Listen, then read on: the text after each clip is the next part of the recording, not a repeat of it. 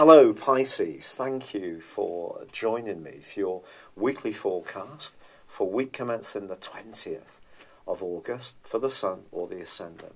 It's been such a lot of emphasis in the part of your scope to do with responsibilities, obligations, life structure, jobs, health, diet.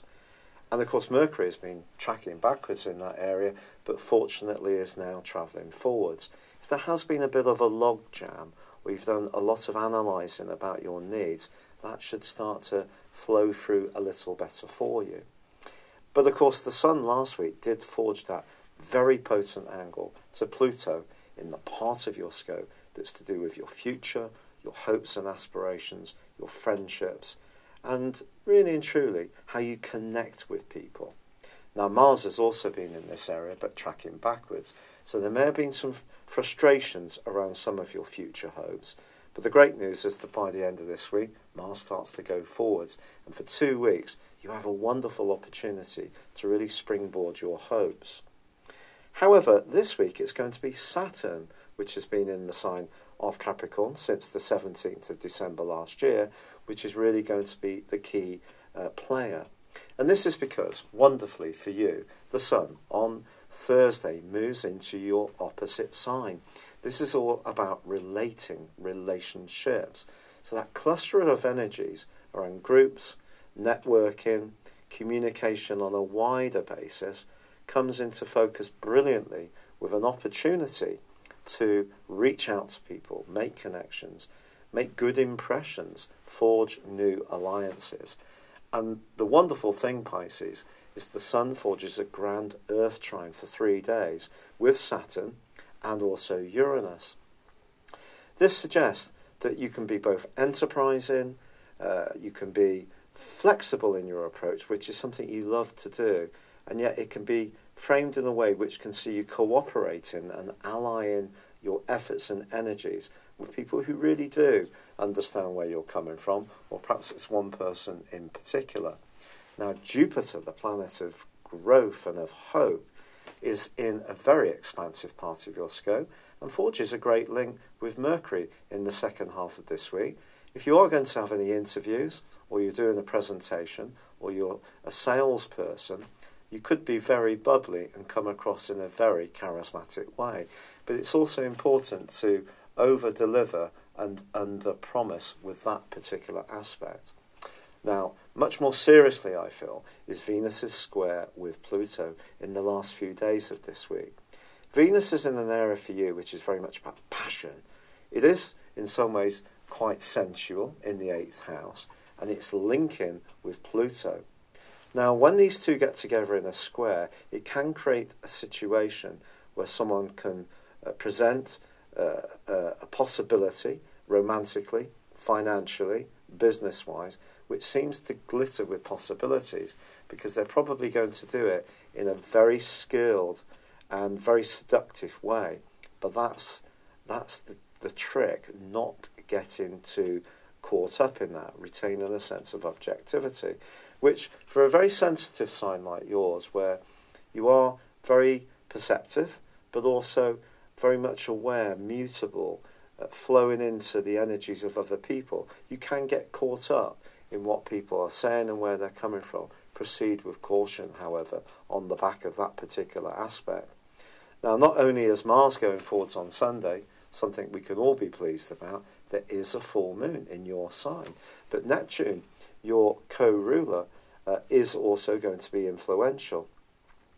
Now, when it comes to relationships, I think this is just saying to you over the next couple of weeks, really do keep your feet on the ground, because it is possible you can make a magical impression on someone, but if you come across as being a bit of a wall gatherer, a bit of a dreamer, not really living quite as life is, which we know life can be very harsh and challenging these days, so the more idealistic side of your nature, if that's coming to the fore a bit too much with people you don't know, despite that great triplicity between the Sun, Saturn and Uranus, you could get caught out in something that seems quite bright. Someone could lose a little bit of focus or connection with you because they're not quite sure where you're if you're getting where they're coming from.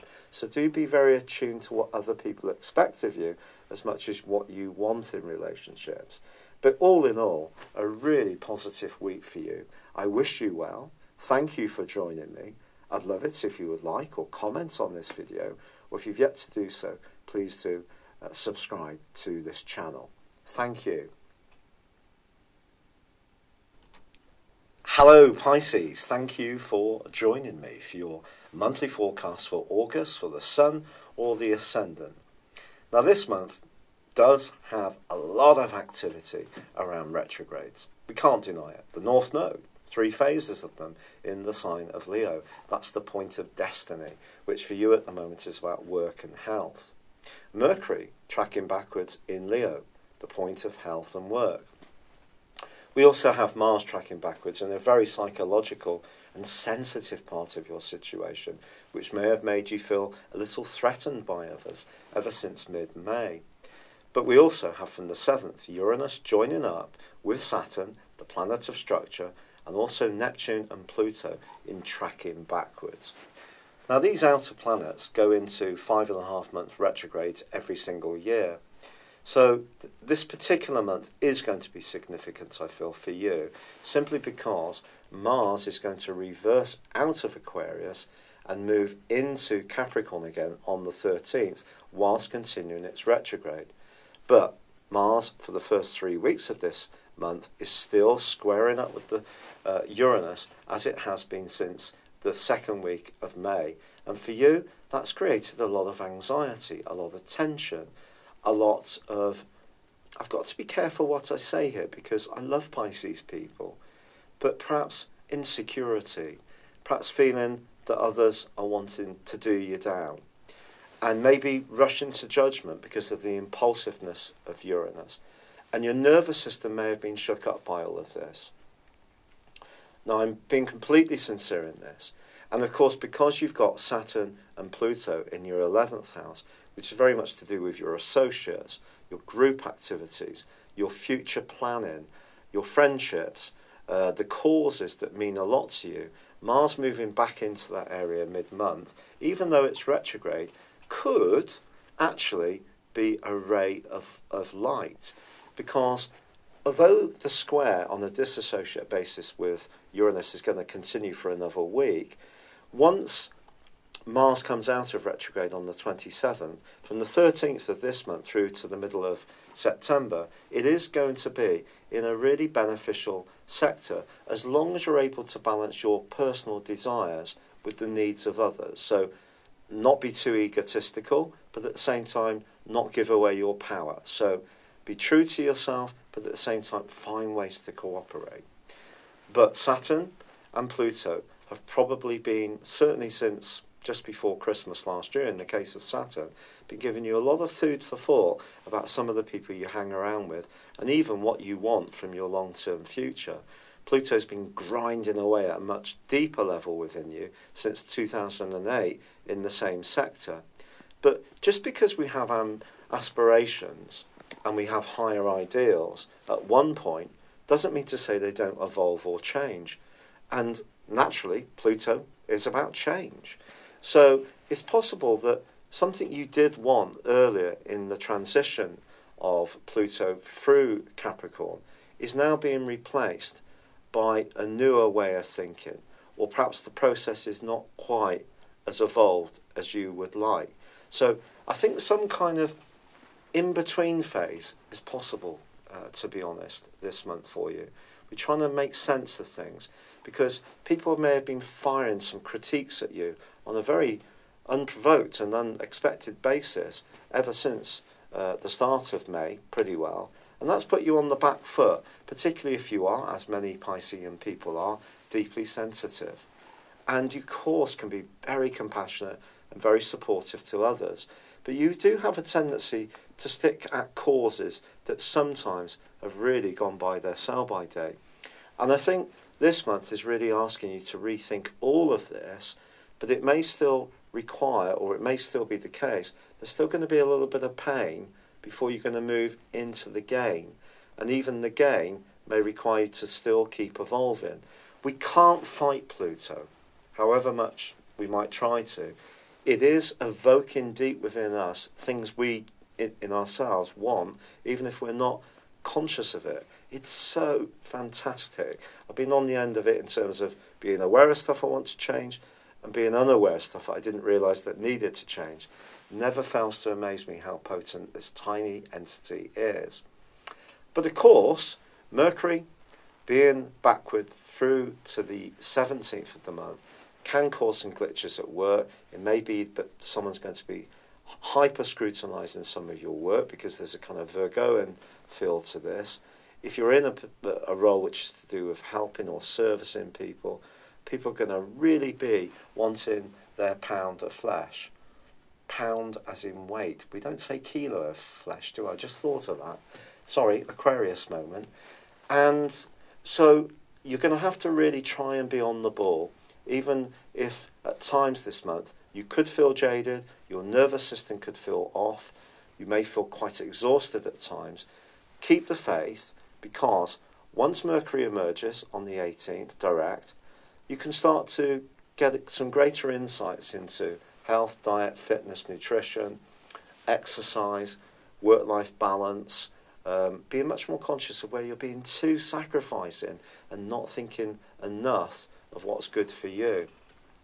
The 23rd, I think, is a really important marker of time this month, because the Sun moves into Virgo, and of course on the 26th it's going to be going opposite the Moon in your sign, and ordinarily that could flag to you a crisis in a relationship, but I want you to see it as an opportunity, because all this month Uranus and Saturn are forging that great link between one another. So innovation in terms of your thinking around your long-term future can actually be very good for you, as long as you're open to learning on a step-by-step and thorough way. So the Moon intersecting Uranus and Saturn can be really helpful. And I just think it's going to just make you much more conscious of what you need to do in terms of how you think, your core ideals, how this links together with your future associates, but also how you relate that out to the people you work with or live with or go out with. Because communication is the key for all of us in life, and we're never going to need to stop working at it and practicing it, because we can't control how other people will comprehend what we're saying. We can think we're clear in what we're sending the signal around. Signal and sign. I thought of that this week. Star signs, signal. First word, first part of signal, sign. So that's interesting. So sign, signal. So the signals we give out, we may feel we're clear about, is that how they're comprehended? And I think that's what's going to be coming to the fore towards the end of this month. Particularly if you're getting on the front foot, coming out of this more nervous, bit stressed out kind of phase, and moving into telling people what you need, which is really good, really healthy. Now, Mars also ends its retrograde on the 27th, and it's going to really help you in the first 2 weeks of September and the very end of this month. To be go-getting, find those levels of cooperation, balance your needs with those of people that you are involved with, finding points of give and take, collaboration. I love that concept. It is so, so helpful. Now, the other aspect that's going to be going on all this month for you, which is hugely wonderful, concerns your co-regents of Jupiter and Neptune. And they're going to be cooperating brilliantly. So, Jupiter, it's all about exploration, knowledge, travel, escaping things that aren't really giving you much pleasure. But Neptune's in your own sign. This is a very idealistic aspect. It's great for raising our consciousness, embracing more spiritual ways of thinking or being.